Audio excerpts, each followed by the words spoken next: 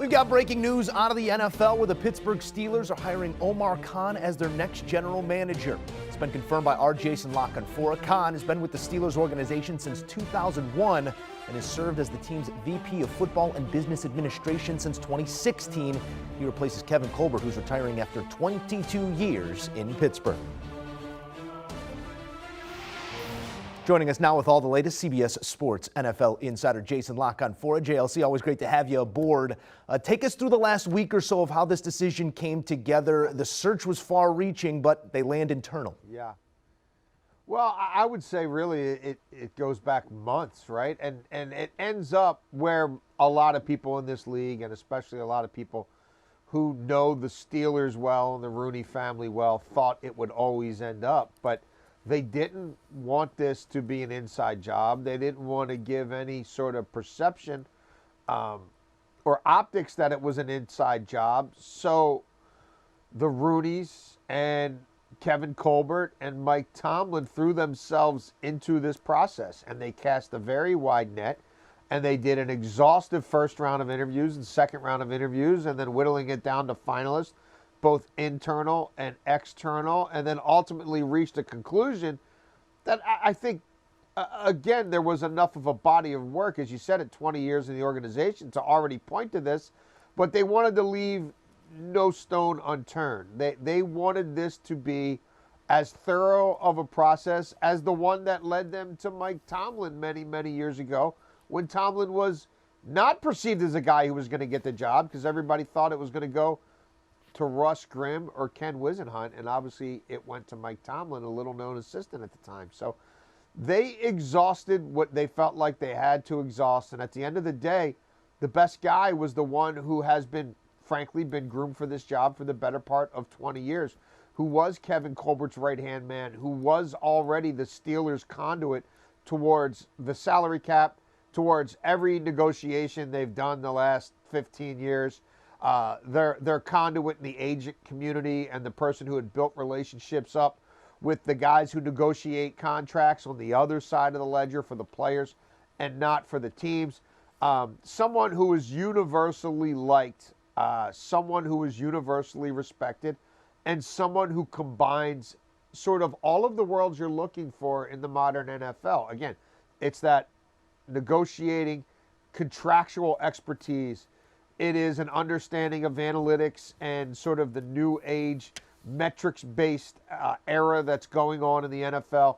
And also someone who really for the last 10 years in particular on that job was being trained by Kevin Colbert in the old school sort of scouting, just film review, all the basics, the things that are tried and true in the football scouting community. So he really brings all those worlds together. He's incredibly well-liked in that organization. He has the relationships and the networks that you need outside of the building in terms of stepping in this league from day one and being a successful GM. He's been a part of so many transactions they've already made there. And it reminds me of the Baltimore Ravens situation where you knew Ozzie Newsome wasn't going to do the job forever, and that Eric DeCosta was almost certainly going to be the next man up. That's kind of what's been going on here in Pittsburgh as well. Yeah, you're looking for a seamless transition, no matter if it's from quarterback to quarterback, general manager to general manager. Both of those things changing in Pittsburgh here in the same offseason, but that constant is still there in Mike Tomlin. You paint a great picture there of Khan and what he's been able to do and what he's been responsible with as a Steelers front office member already.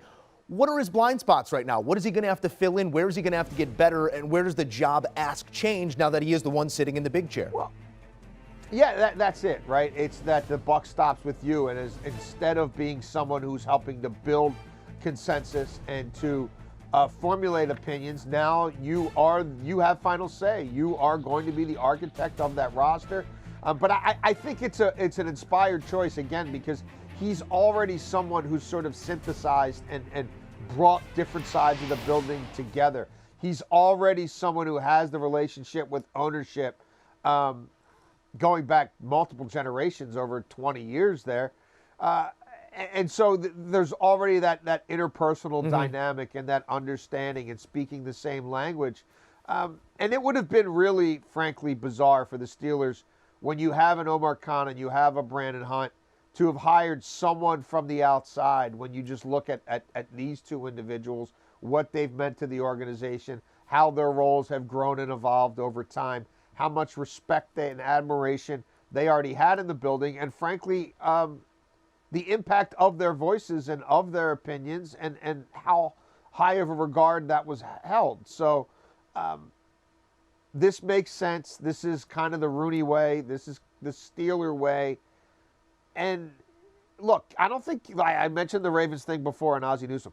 I don't think Kevin Colbert's going to just go down to the beach in the Carolinas, 52 weeks a year and no one's going to see him.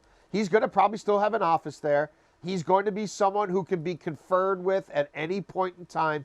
He's someone who I think will remain an integral sounding board for people within that organization in the same way Ozzie Newsome has for the Ravens and Eric DeCosta. So these two organizations that have long had symmetry and parallels in that division, it continues. Yeah, very much in the Steeler way here, a franchise that preaches family, keeping it in the family. But you took me exactly where I was going there.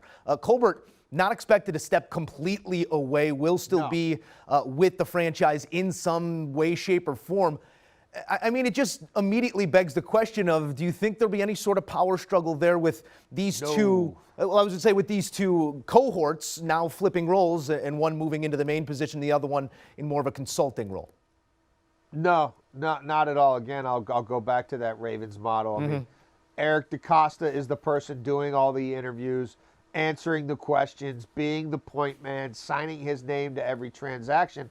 And Ozzie Newsome is a part of the people whose counsel he solicits that ultimately help lead him to that final decision. And let's remember too, Mike Tomlin, Kevin Colbert's not drafting Kenny Pickett if Mike Tomlin's not all about drafting Kenny Pickett, so there's already that element at play there where they understand what that head coach has done, the acumen that he has, and how much symmetry and synergy there has to be between football operations and the coaching staff to make that thing work. So I think that's another crucial element.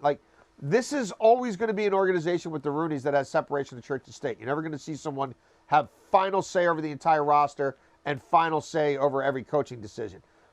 But Mike Tomlin's voice has grown in that regard over time.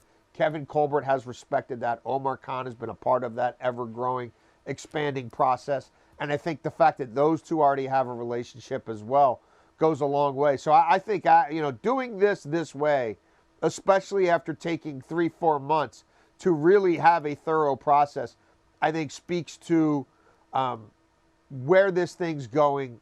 It speaks to them having an understanding of this not just being about football, but also about relationships. And those relationships are already real. They're already successful working relationships. And now Kevin Colbert can just get in where he fits in. He can do special projects. He can be a consultant. He can be an extra set of eyes and ears. But if he wants to go to the beach for 3 weeks or he wants to go hang out, with the kids and the grandkids, he doesn't. The business of the Pittsburgh Steelers doesn't have to stop on that account. It's been a winning formula in the past, and why change it if it ain't broke? JLC, we appreciate the insight as always. You got it. Do you want a sports network that delivers everything that matters about the game? The highlights, the picks, the instant analysis, no yelling, no fake debates, no politics. Hit the subscribe button and never miss a moment.